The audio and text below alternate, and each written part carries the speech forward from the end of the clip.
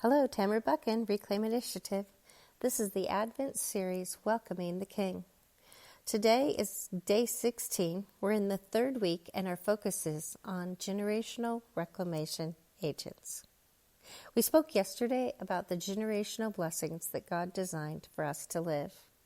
However, the challenge is that we have been thwarted by the generational sins and curses that have plagued us throughout all of humanity. I always like to go to the root. And where's the root? It starts in Genesis 3. So here's the story, if you don't know it yet. Adam and Eve were given two trees, the tree of life, which they would eat from, and that would keep them alive for eternity. For the Garden of Eden was heaven on earth. They were meant to expand that garden as part of their birthright, but instead they chose to eat from the tree of the knowledge of good and evil. I know that every single one of you that this podcast is going towards is not evil. You don't have that kind of heart. But I also know that in our culture, we have been conditioned to believe that good enough is good enough. And that if things seem easy, then it must be God, right? Good is the enemy of God's best. And when we eat from the tree of the knowledge of good and evil, we are saying to God, I want to do it myself. I believe I can do it better than you. Trusting you is too hard. I've been disappointed too many times. So the serpent came to Adam and Eve, and he put a question mark about who God is. He let that temptation dangle that God wasn't for them, that he wasn't willing to protect them, that he wasn't working to bring about their best. And they bit. They took the fruit that was pleasing to the eye, and she wanted to eat it. It was beautiful, and she wanted the wisdom that it would give her. She thought the wisdom was going to come through eating that fruit because the serpent put that temptation to believe that God was holding out on them. They ate the fruit, and at that moment their eyes were opened and everything changed. Everything. They suddenly saw they were naked and they felt shame. Then they ran and they hid. And they tried to cover themselves to erase their shame. Then God shows up and he says, Adam, Eve, where are you? And Adam cries out, well, I was afraid because I was naked, so I ran and hid. And God said, who told you that you were naked? Have you eaten from the tree whose fruit I commanded you not to eat?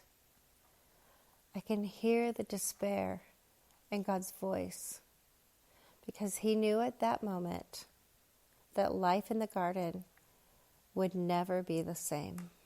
And that his beloved ones, Adam and Eve, who were created with such innocence, such beauty, such magnificent, because they were made in God's image, now had a diminished view of who God is and of who they are.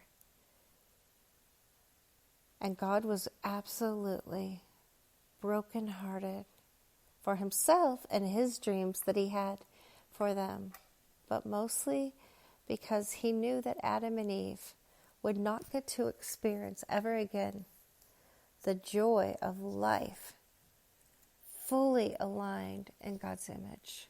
It was now forever marred.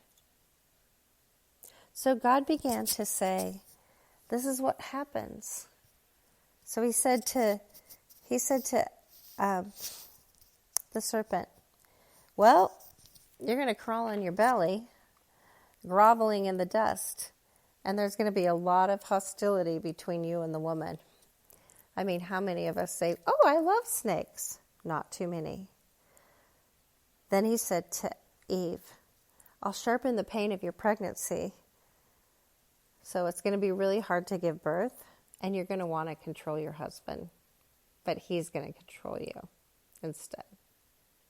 And then he said to Adam, who got the greatest number of consequences, because you listened to your wife and ate from the tree, the ground is cursed because of you. All your life you'll struggle to scratch a living from it.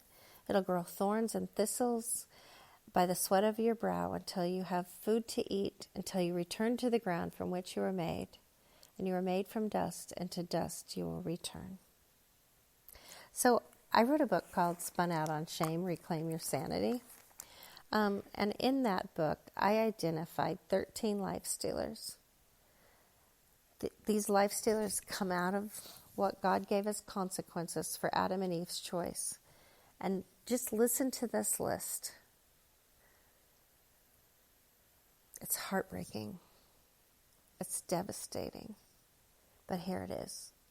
Shame, fear, hiding, blame, relational disconnection, excuses, pain, control, relational inequity, vocational struggle, apathy, passivity, hopelessness, and death.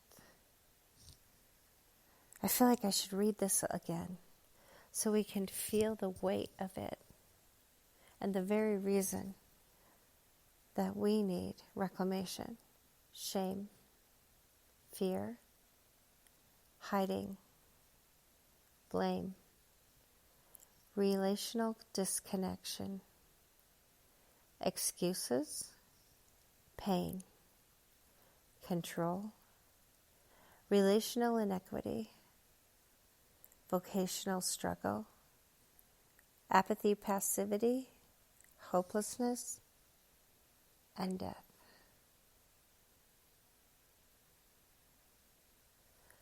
Oh, the devastation of that day.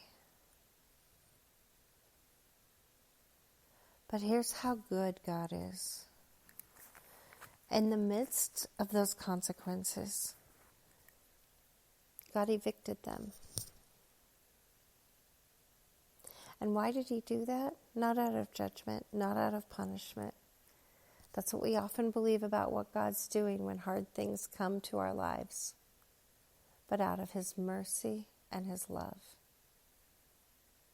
Because if he hadn't evicted them, they could have continued to eat from the tree of life, but they would have lived forever. They would have lived forever in their sin, and they would have never died so they could experience the reality in heaven of the life they were always meant to live. And the other way that we know that God was merciful is that he covered them with skin. He slew an animal in a garden that was meant only for life. He killed an animal so they could, yes, wear the animal's fur, but even greater, that blood was shed. And this was a foreshadowing of what God always intended to do when he would send Jesus, who was the one who shed the blood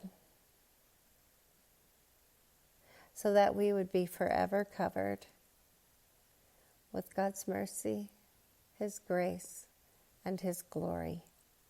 Amen.